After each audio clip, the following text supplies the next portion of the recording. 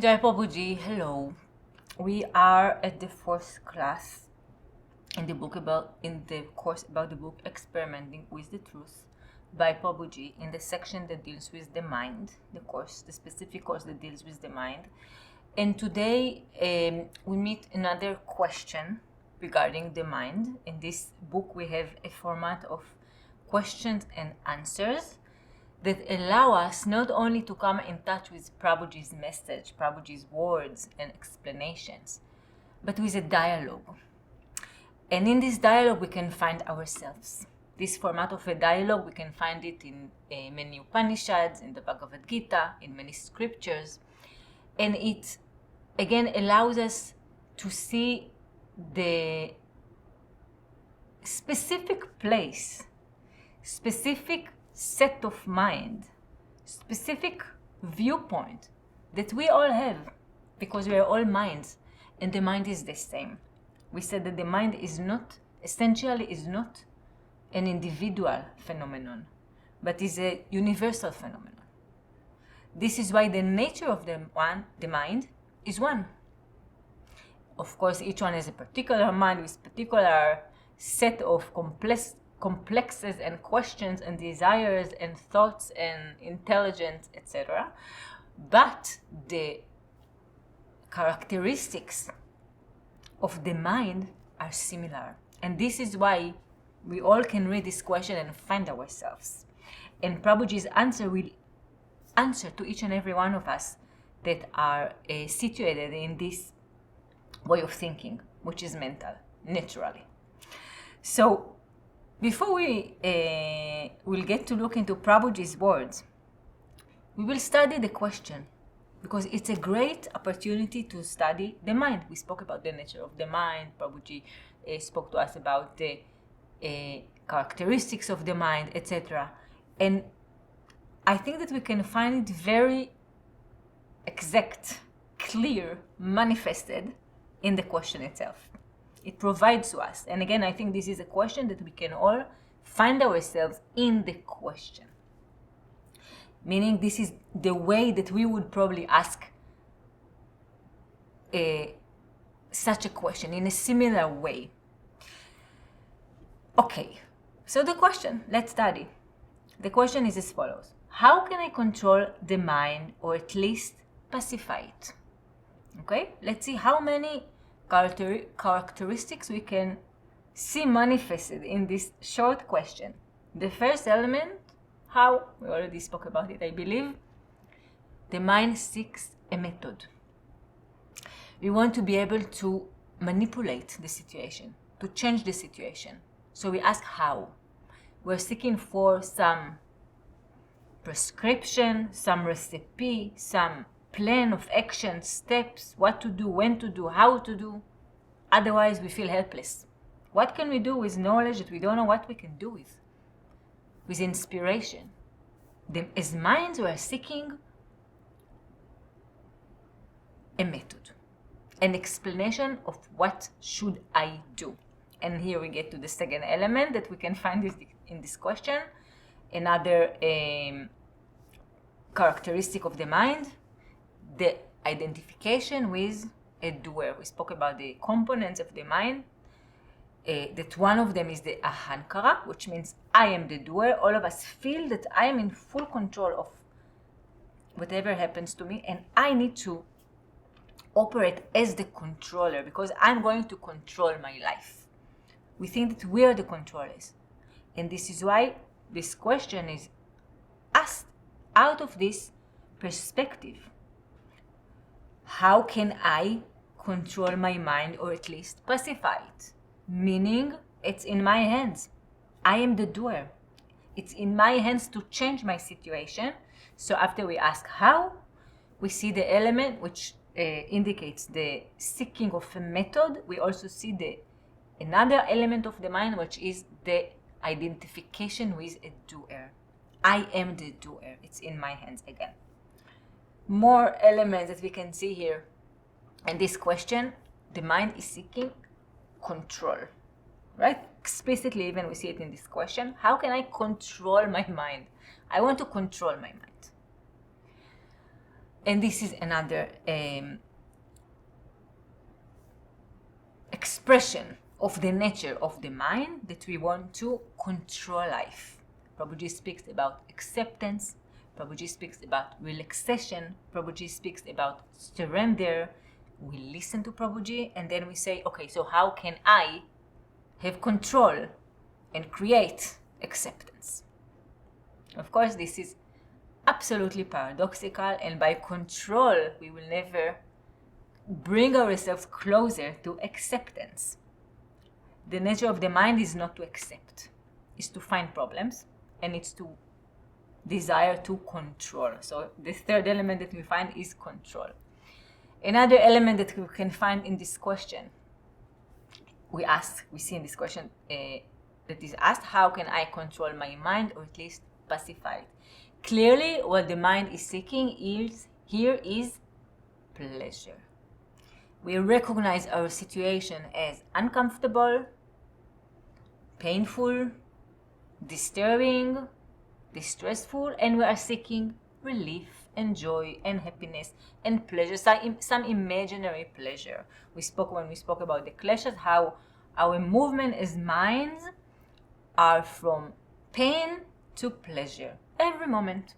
You can see it every stage of our life. Prabhuji often gives this example that when we are little children, we want to be grown-ups. When we're grown-ups, we want to get married, then we want to get divorced, then we want to whatever. It's never-ending cycle of desiring some situation that is not currently our situation, something different. So here, the fourth element that we recognize is the desire for pleasure. We want enjoyment, and this is an expression of the nature of us, of minds. Prabhuji will speak to us about acceptance of whatever there is. The mind says, oh, that sounds very joyful. I want it. Prabhuji says you need to accept whatever there is in order to relax the mental activity. The mind says, great, I want to relax the mental activity. We see the paradox here. We're dividing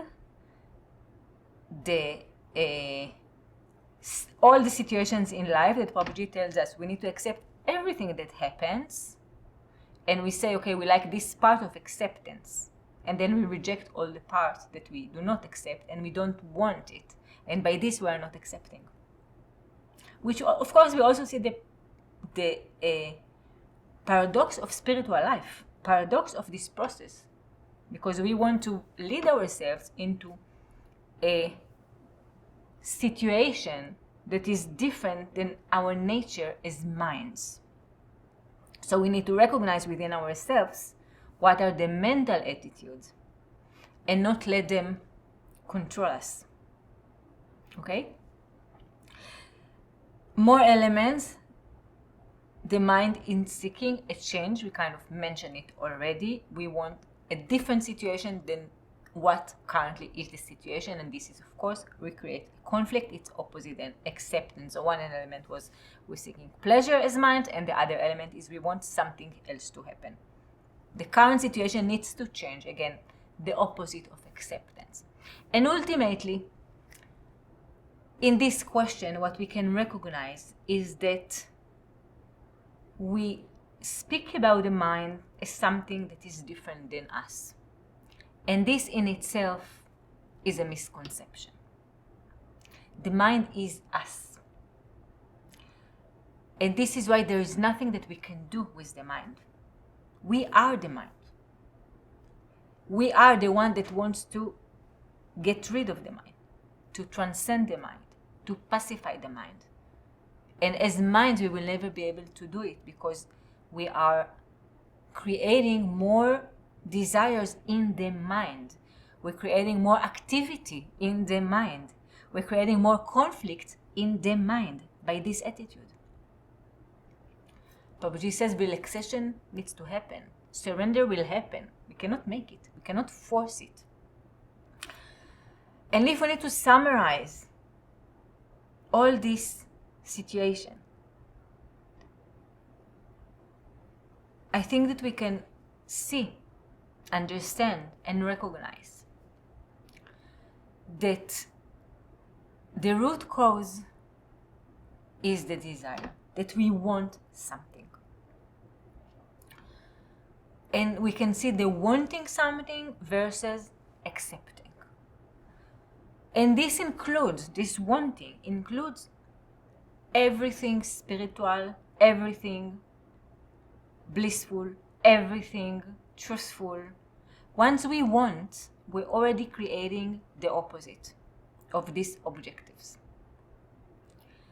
So if we say we want, whatever will come after it, no matter what, God, enlightenment, purity, humility, beauty, friendship, whatever we put, there will be a conflict. Because we want something different than the current situation, and this creates more activity in the mind and is against the objectives again that we want. Of course, if we want other objectives such as money and power and fame and to harm other people, this is naturally, of course, creating conflict. But any other desire as well, any other objective that we want will create in us conflict, dissatisfaction, division, more mental activity. This will never lead us to pacifying the mind as the desire of the one who asked this question is expressed in this question. This is his desire. It is expressed through this question. And if we say we accept whatever comes after it, conflict, difficulty, distress, division, cruelty, egoism, whatever, we accept,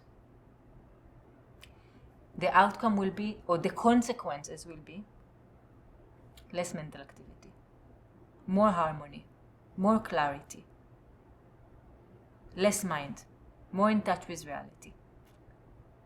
So again, we want, no matter what, create more mental activity, more difficulty in life, more division. We accept, no matter what, more peace, less mental activity. And this is always the direction that Prabhuji will take us, of course, in this article as well, into more acceptance. So we said in the beginning of this course, Prabhuji does not answer on our questions in a way that the mind is asking for. He will not give us an answer of how to control the mind or pacify it. But he sheds light on the question, on the lies, on the coverings that we spoke about that we don't want to reveal. And they are what create us to ask this question and to remain in this conflictive situation. Prabhuji sheds light and he kind of shifts our look to a different direction, that we don't see this option as minds. And suddenly everything is so much more peaceful, so much more relaxed, so much more digestible, because the mind creates this huge problem that now we need to deal with after we created it. And Prabhuji will say, all this problem that we created is a mental creation. And from acceptance, recognition of this, the relaxation naturally occurs. This is a frequent question because many people seek to alleviate the anxiety caused by constant mental activity. After a hard day at work, they wish to find peace at home, but mental activity does not cease. They yearn for the yearly vacation, but the mental bustle does not stop even then. Even while sleeping, the noise continues as dreams or nightmares. Okay, in the beginning of the article, we receive from Prabhuji acknowledgement to the situation that we are situated in. In a way, I see it as an empathetic statement that Prabhuji recognizes the situation in which we are all situated in and that we can all identify with. Prabhuji says many people ask this question because all of us are disturbed by this mental activity that does not stop. This is the situation of all of us. And it starts from there. In many cases, Prabhuji will start from the point from which the question originates and then take us hand in hand into the door outside, into the opening, into some clarity. In this article, we see the same pattern. Prabhuji starts by relating to the situation of being trapped in mental activity, that it's disturbing and that we find no opening from. The mind is with us at work, it comes with us at home, it comes with us to sleep, it wakes with us in the morning, we travel to Africa, the mind is with us, we go back to our home, the mind is with us, we enter into a romance, the mind comes with us, we stop our relationship, the mind stays with us. There's nothing that we can do to get rid of the mind. We look for a more elevated mission, the mind comes with us. We look for simple life, the mind comes with us. No matter what we do, it's with us. This constant mental activity, this constant narration, projection of records that we don't always choose are controlling our life and do not give us peace. Do not give us relaxation. Do not allow us to enjoy of life. All of us are familiar with this situation. And once we hear about this opening, about this option of being a little bit outside of this control, we crave it.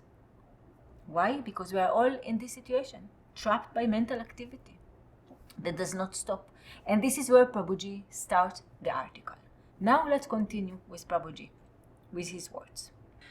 Patanjali says this in his scripture Yoga Sutra. Yoga's chitta vritti nirodha, or yoga occurs where all mental activity ceases.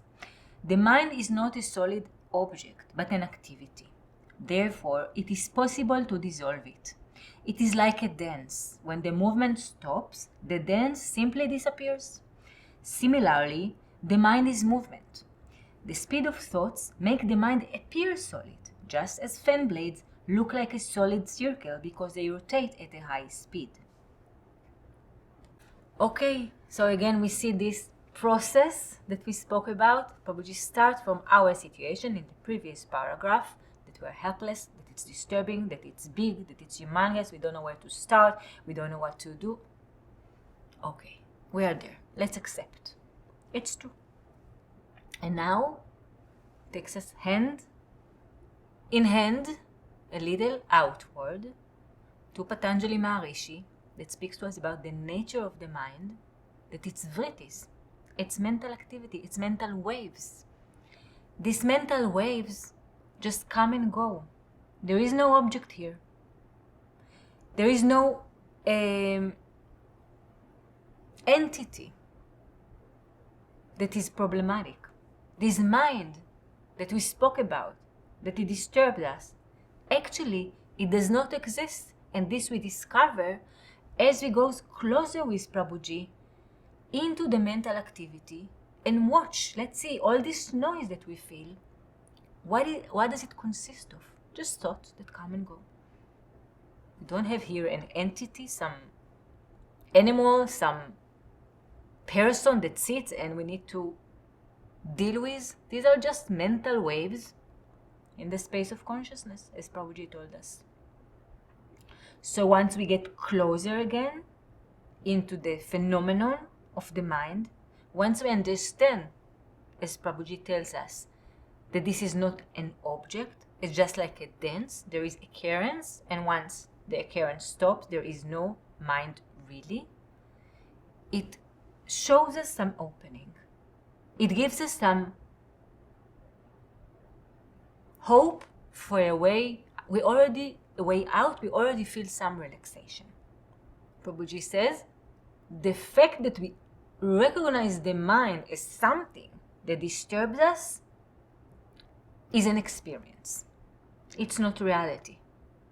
Once we look closer at our experience, after acknowledging our experience, we can recognize and study ourselves that really it's not a thing.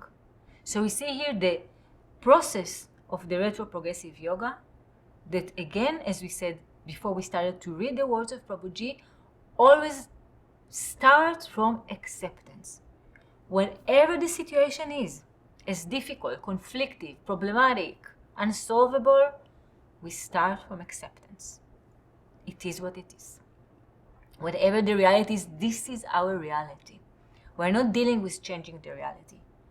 We are facing the reality because we want to surrender.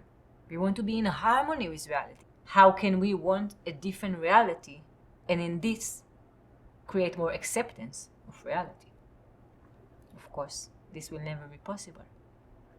So we start with acceptance again, then Prabhuji brings our attention to the fact that the feeling that the mind is something is a feeling, is an experience, but it's not reality. And Patanjali tells us this truth, and we ourselves can maybe even recognize thoughts come and go, but there's nothing like a mind. There's no object there. If we look at the crowd from a distance, we cannot recognize individuals. But when we get closer, the mass fades away and individuals are revealed.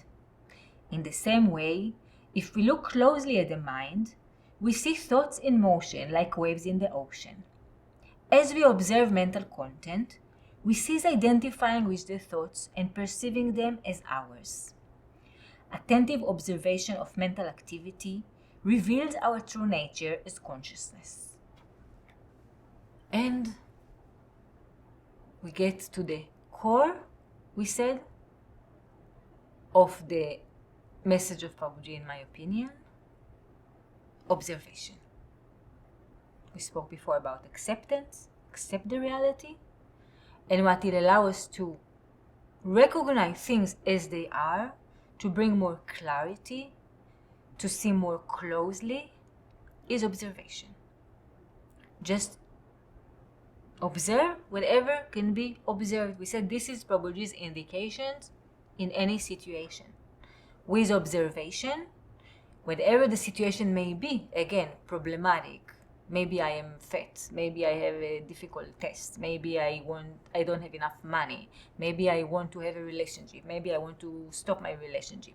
Whatever the objective problem is, once we observe, we create separation between myself and my mental state.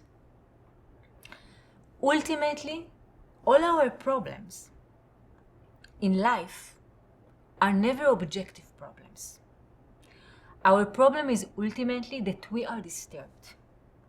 Our problem ultimately is that we are emotional, that we are distressed, that we are hurt. Always subjective problems. But the mistake that we do, due to the nature of the mind, is to perceive the problems as objective. They are in the world. They are not in us. They are in some situation that needs to change. Now, again, even in this question of who is probably considered to be a spiritual aspirant, the problem is objective. There is an object that is the mind. I want to fix this problem. I want to deal with some situation as separated and solve this object, change this object, so my problem is solved. But Prabhuji brings the light again into the subject, into us, into our state. And he does it by acknowledging our state, the suffering, the difficulty, the distress, the loud mind, the noise in our head. We see it, we are already in the subject. Closer into the subject, acceptance. Closer into the subject, shed light on what the reality is. Okay, it brings us more into truth. And now Prabhuji talks to us about observation, which we said observation will always create distance between us and our object of identification. We might recognize ourselves as ego. Once we observe, there will be more separation, more recognition of the reality. We might identify ourselves as the body. Once we observe, we can recognize the body as an object, different than us. Once we observe the thoughts, we can recognize the thoughts as object, different than us. Come and go, not a solid object, but objective reality. We can recognize ourselves as different than the thoughts, thanks to the observation. Feelings, separation. Even if we are very disturbed, distressful, emotional, angry, sad, whatever it may be, if we observe, there will be more relaxation. We might not change the situation, which is the desire of the mind, and this is not our aspiration, but there will be more harmony. There will be more relaxation. There will be more intelligence, more clarity. And this is the direction that Prabhuji leads us into. Thoughts are verbal reactions to what is perceived. Because experiences are temporary, our memory tries to retain the sensations they evoke. Thus, it verbalizes what happens to us in order to perpetuate itself and communicate emotions. At a certain point, verbalization replaces experience itself, just like tourists who are too busy taking photos to enjoy the view. As a child, I used to go on vacation with my uncle, who liked to photograph everything. It always seemed to me that he could enjoy the sea and the trees solely through his little machine. While everyone else was enjoying the trip, he wanted nothing but to take photos. I felt that he was exchanging sensations for a collection of pictures. He often only remembered places and experiences after looking at his photo albums. Just like a camera can block the landscape, the mind can obstruct experience. It is more important to stop verbalizing our feelings than to dominate the mind. Such verbalization is one of the main obstacles for meditation. So here Prabhuji takes us to a first very fascinating explanation when he explains to us what are really thoughts.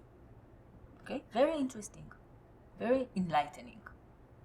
What are thoughts? We experience something and we need to explain it in words. We are verbalizing what we all experience. We listen to beautiful music, we have this enjoyment, and then we need to say, oh, this music is so beautiful, I like it, I don't like it, I will listen to it again, I heard it one day. We verbalize what we touched in a level that is not thoughts, that is not words. And in this Prabhuji says, so thoughts are verbal reactions to experiences. Very interesting. And these verbal reactions are not life. They are words. They are not life itself. The experience happens regardless of the words. Okay? The thoughts are reactions to life. This is why we don't want to live in the thoughts only. We said the intellect is beautiful, but we don't want to live only in the intellect. This is not life. This is just record. This is just explanations, words, but we have no touch with reality in the words. They can help us. Again, we said to analyze, to understand, to compare, to solve problems. Beautiful. But there is also life outside of this mechanism of thinking. So Prabhuji says the thoughts are the verbal reactions to life, to experiences, and then he takes us into a beautiful little story that makes it so illustrative, so relatable about his uncle that was so obsessed with taking photos, with thinking what he's going to film, how his album is going to look, maybe how many pictures he has. He was not in the trip, in the situation, in front of the sunset. His feet didn't touch the mountains. He wasn't with the people around him. He was in the photos. And this is a great example to all that we do. We are coming in touch with life, and we are verbalizing, reacting to the experiences themselves, collecting them, maybe planning them, but we don't live them. We forget this little detail to live it. Maybe we accumulated a lot of words in order to go into this trip and enjoy, and these words could be helpful in order to plan where do we go, what do we want to see, what are the people we are joining, etc. But then we can leave the words alone and be in the trip. And maybe we take our mind into meditation and ask questions and try to understand and find problems, but now it's the time to leave all the words alone and try to pay attention to whatever happens. Generally, we only stop verbalizing in extreme circumstances. In dangerous situations, thinking losing importance, and we experience life directly. Those who are attracted to extreme sports search for moments that their lives depend on every tiny reaction. Their thoughts are silenced and they experience the moment firsthand. When we downplay the importance of the present experience, words manifest. While verbalizing, we stop experiencing and start interacting with life from our memory. We live the present based on our past. Staying in the present moment or reality requires mental silence. So beautifully, Prabhuji tells us. When does my mind activity ceases? When do we have much more awareness and less thoughts? When life is significant, when something is important, we need to be. Now we need to be here and pay attention to everything that happens.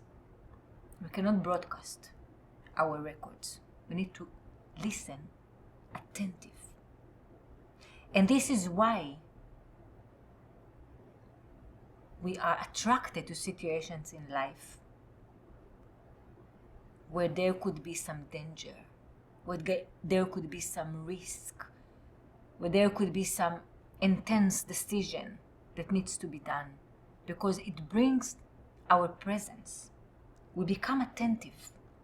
We come forth. We are here now. Now, quiet everybody. All the thoughts, all the ideas, all the opinions that we received. Now I am here. Now I need to pay attention. Not my thoughts, my presence at the moment. Now I need to be aware. And because this is so enjoyable, we're in touch with life, we seek this danger. We seek these important situations. Important because we need to demand of ourselves full attention. In other words, I think that we can see it also in the opposite direction, that when we live in the mind, we do not take life seriously. We can just let the record run itself, project, repeat the same thoughts we had yesterday, the day before, the year before, 5 years ago, let it continue. We're already used to it. The mind is already automatic. We don't need to make any effort. We continue to live, but we don't live really present. If we take life seriously, the mind will have secondary importance, and we will listen to ourselves.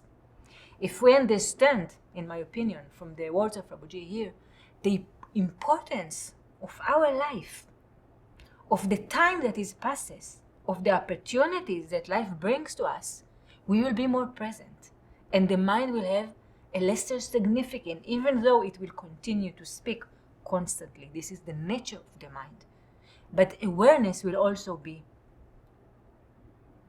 accessible to us, because we are caring about life, about ourselves, about this moment, about the exact decision that we will take. This is important.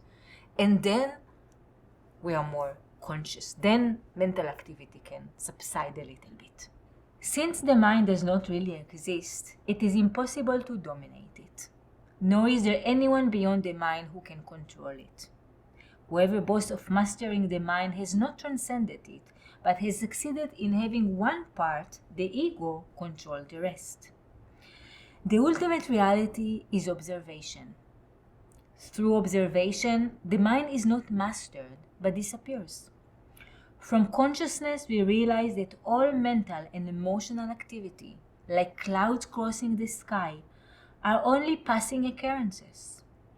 In fact, we are not limited by the mind itself, but when we get identified with its contents. When this identification ceases, our mental or emotional activity cannot limit us.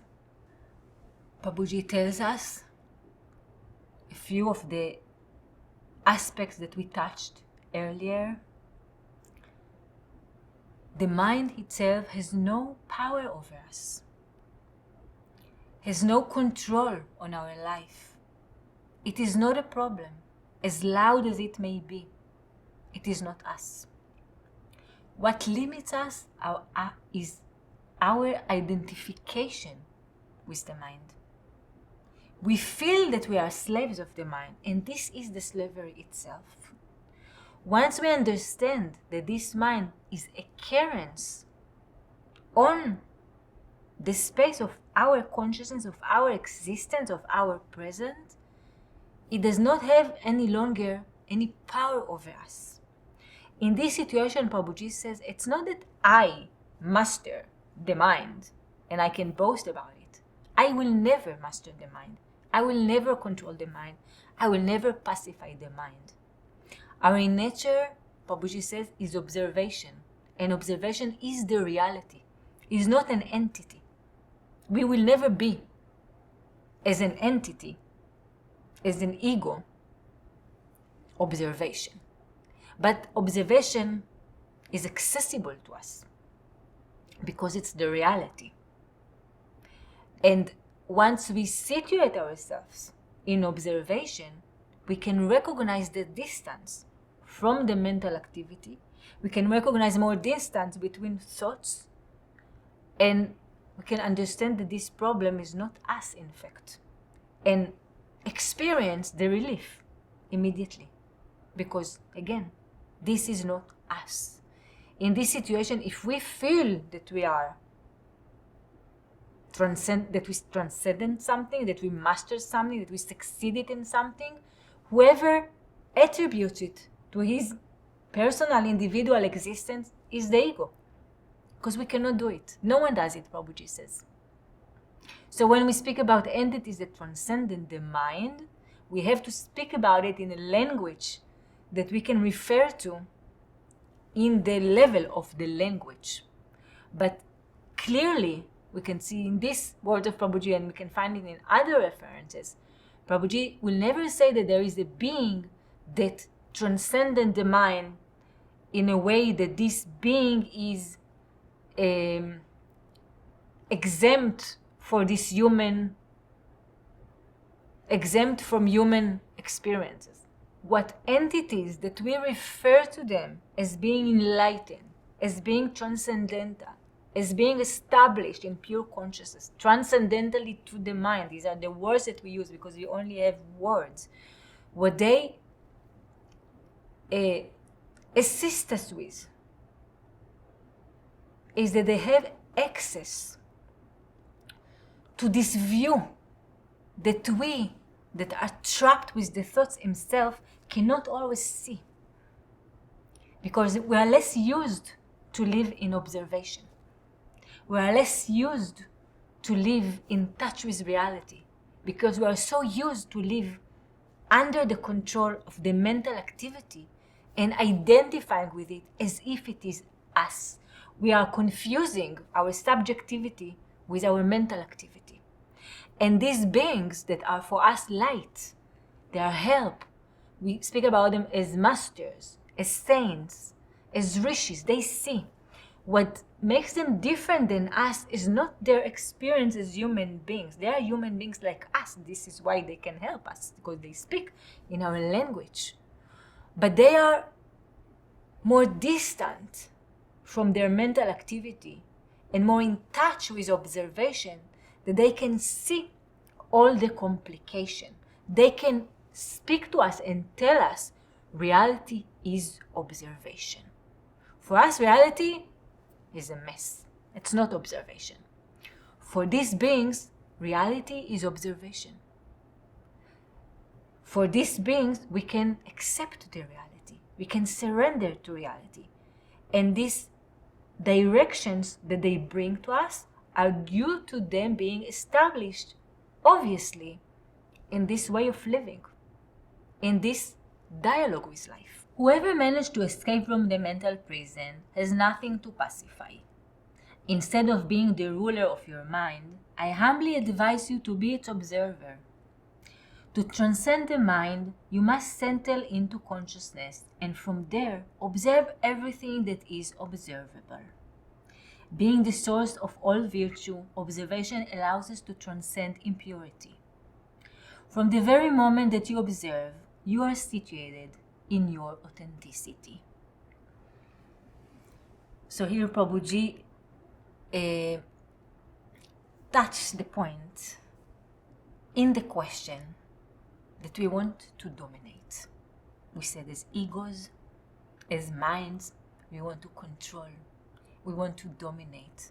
And we can, Prabhuji says it very gently, but we can recognize, I think, due to his direction in these words, the violence, the aggressiveness, and in the desire to dominate.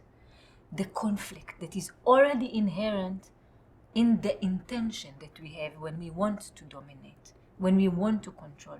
This is already separation. This is already division. This is already a conflict. We want to beat something. We want to be better than something. We want to get rid of something and exist. Our existence as egos is the important thing. We want to pacify the mind. We want to master the mind. Prabhuji very gently tells us, I humbly advise you, try observation. And he tells us that observation ultimately is our authenticity. Our desire to dominate is just a temporary desire. Prabhuji is so kind that he, in the same sentence, in the same paragraph that he tells us that he advises to leave this desire to dominate, to create conflicts, he also tells us this desire to dominate is something that is coming from the mind, is coming from the ego. But your authenticity is observation. So don't worry, all of us, we don't need to worry. Our nature as well, even though we are now possibly, probably, maybe, sometimes trapped in this mental activity, in this difficulty, in this desire to get rid of this mental activity and dominate our life and be in peace for once and for all. We all know this feeling. Prabhuji say, ultimately, we all have access to observation because it's our authenticity, not Prabhuji's authenticity, not authenticity of the rishis, not authenticities of the saints, of someone else. These are guiding lights for us. These are comforting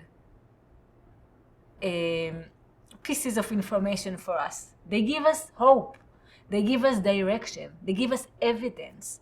But ultimately, we ourselves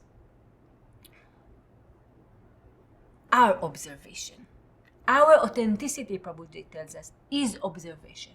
So for sure, we can shift our attention from being worried and disturbed and bothered by the mental activity, the non-stopping mental activity. We can shift our attitude in life, our attention in life, into the observation because it's us. We don't need even to learn it from someone else if it's our authenticity. Get rid of everything that you see until only observation remains, which obviously cannot be removed because there is nothing and no one that can discard it. Any effort to silence or dominate the mind is a superficial activity. Remember that all spiritual development happens from the inside out and never the other way around. To observe or to meditate is to situate ourselves in our original nature. Through meditation, you will recognize yourself as an infinite and silent space. והסתכל בשלושה דברים, ואי אתה בא לידי עבירה. דמה למעלה ממך, עין רואה ואוזן שומעת, וכל מעשיך בספר נכתבין. משנה אבות בית א'.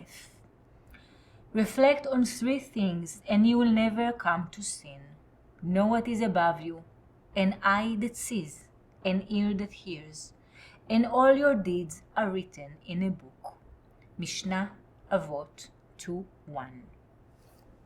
So here we get a direction for meditation from Prabhuji, both in the quote that he brings us and in the words where he reminds us that the spiritual process, development, elevation must happen from inside out. And Prabhuji already told us that our inside is not this mental activity, is not all the problem that we currently face, is not our objective situation that we are attached to, attracted to, occupied with, glued to. Our consciousness is constantly in the world. Prabhuji says this is the superficial aspect of us. Inside this is our authenticity, which is observation. And spiritual development must come from inside out. So by dealing with the mind, we will never be able to alleviate the mind, get rid of the mind, disperse the mind. This is not the way to come in touch with our truth, to deal with the superficial. We will just reproduce the same reality, the same mental reality, more conflicts again, more divisions, more actions, more thoughts, more identification, more troubles. Okay? Less peace. This is what we want. Peace, we will have less peace. This is a superficial aspect of us. It's our reality, Prabhuji told us in the beginning of the article. All of us face it. And this is true. The mind is us. But this is us on the surface. And here Prabhuji tells us spiritual development must start from inside out, after he told us our true essence, our true nature is observation. And there Prabhuji told us we need to start from observation, from relaxation, from acceptance. And Prabhuji ends these words with a beautiful quote from the Mishnah that we can see. It's a guidance for meditation, it's a description of meditation, and it's recommendation to look at three things, and then we will never sin. By reflecting on the three things, we will never sin, the Mishnah tells us. What are these things? We are not eye that sees vision. I am not eye that hears sounds. I am not the doer of different actions. All this perception is what will lead us to sin. Is what will lead us to the trap in the mental activity. It's what will distance us from being situated in our consciousness. So again, these beautiful words in the Mishnah brings us into the observation that Prabhuji says this is our authenticity. So similarly to Prabhuji, they bring our attention to a different point of view, not a different reality, a different angle to look at the same reality that currently we interpret as the doers, as the controllers, as those who can dominate. This is what the Mishnah tells us will be the root of all evil, the cause of our sins, because if we transcend it, there will not be any sin. We will avoid all sins. And the other direction of recognizing the same reality as activity that occurs on the space of consciousness, being observers, is what will alleviate the mental activity. So as always, ultimately, in these trips with Prabhuji, we need to leave our desire, leave our question, leave our will to control and to dominate and to create a different reality and to get enjoyment and to get rid of the suffering. We need to leave this alone. But then, after we walk with Prabhuji through all this process, the consequence will be that these objectives will be more evident in our lives. We need to stop wanting them, stop chasing them, Prabhuji tells us, because this will create mental activity. But once we do, once we are more in observation, in recognition, in acceptance, in relaxation, in meditation, what will come? What we wanted. The peace, the harmony, less mental activity, more in touch with reality. Ultimately, Prabhuji tells us, this reality that we want contact with is outside the realm of space and of time. We live in some particular story, each and every one of us. This reality that we would like access to, that we would like to touch, to experience, to unite with, to be in, has nothing to do with our particular story, with our particular era, with the people that we know, with the specific situations that we are facing. It's unlimited. It has nothing to do with our particular mind and particular understanding and particular language and particular difficulty and particular ideas about how to get outside of this reality. These are all part of our particular story. But ultimately, when we want to be in reality, we want to be transcendental to our personal story. We want to live outside of ourselves as ego. And as long as we are trapped in our existence as egos, in our specific language, in our specific situation, in our specific story, we will not be able to situate in the pure reality as it is, unrelated to us. Prabhuji will tell us as a conclusion of this article that we will disappear as what we are, as something or as someone, through this process of observation, of meditation, and reborn as ultimate reality. Reality is not a story limited to space and time. To experience it, we must transcend the body and mind. It is consciousness that transcends birth and death. Our true nature is meditation, and when the presence of consciousness is recognized, we cease to identify with the mind and the objective reality of the body. We disappear as something or someone and are reborn as ultimate reality.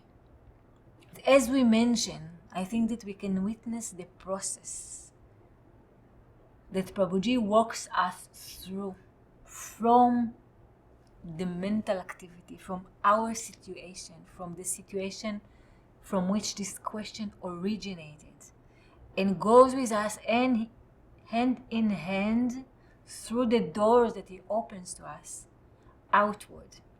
And in a way, I feel this process is very joyful and uplifting and relaxing.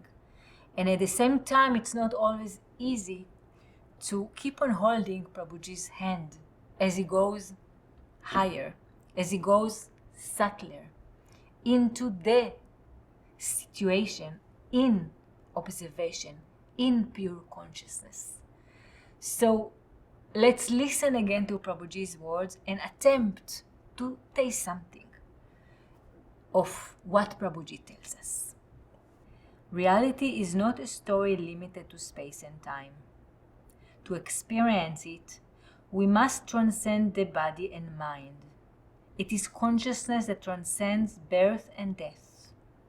Our true nature is meditation, and when the presence of consciousness is recognized, we cease to identify with the mind and the objective reality of the body. We disappear as something or someone and are reborn as ultimate reality.